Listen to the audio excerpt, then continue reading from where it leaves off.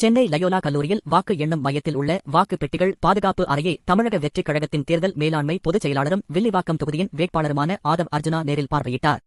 பின் செய்தியாளர்களை சந்தித்த ஆதவ் அர்ஜுனா, தமிழக வெற்றிக் கழகத் தலைவர் ஒவ்வொரு தொகுதியிலும் உள்ள ஸ்ட்ராங் ரூமை வேட்பாளர்கள் நேரில் பார்வையிட கூறியுள்ளார்.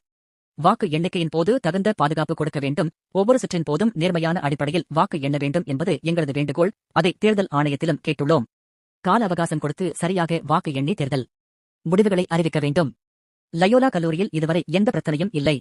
வாக்கு எண்ணும் போது என்ன செய்ய வேண்டும் என்பது குறித்து வேலைகளில் தலைவர் விஜய் தினமும் ஈடுபட்டுள்ளார். முன்னாள் முதலமைச்சர் மு.க.ஸ்டாலின் நிரந்தரமாக ஓய்வெடுக்க வேண்டும் என்பது எங்களது வேண்டுகோள். விஜய் ஆஸ்திரேலியா செல்லவில்லை, நாளை நிலவுக்கு செல்லப் போகிறார். திமுக தான் அதற்கு ராக்கெட் தயார் செய்கிறார்கள். பொய் கதைகளுக்கு பதில் சொல்ல வேண்டாம். மக்களுக்கு செய்ய வேண்டிய கடமை பற்றி தலைவர் சிந்தித்து வருகிறார். 50 வருடங்கள் கழித்து மக்கள் மாற்றத்திற்கான முடிவை கொடுப்பார்கள். வாக்கு எண்ணும் நாளன்று வாக்கு எண்ணும் அலுவலர்கள், வழக்கறிஞர் பிரிவு ஆகியோரை தலைவர் தயார் நிலையில் வைக்க கூறியுள்ளார். தேர்தலுக்கு கடைசி 4 நாட்கள் தமிழ்நாட்டின் நிலவரம் மாறியுள்ளது. வாக்கு எண்ணும் மையங்களில் ஒவ்வொரு 8 மணி நேரத்திற்கும் வேட்பாளர்கள் சுழற்சி முறையில் பார்வையிட்டு செல்ல 234 தொகுதிகளிலும் அறிவுறுத்தப்பட்டுள்ளது. திமுக எப்போது தோற்கிறார்களோ அந்த கடைசி நிமிடத்தில் ரவுடிசத்தை கையில் எடுப்பார்கள். அதைதான் துறைமுகம் தொகுதியில் பார்த்தோம். மாலை 5 மணி அளவில் முன்னாள் அமைச்சர் சேகர்பாபு 40 பேரை அழைத்து வந்து ரவுடிசம் செய்தார்.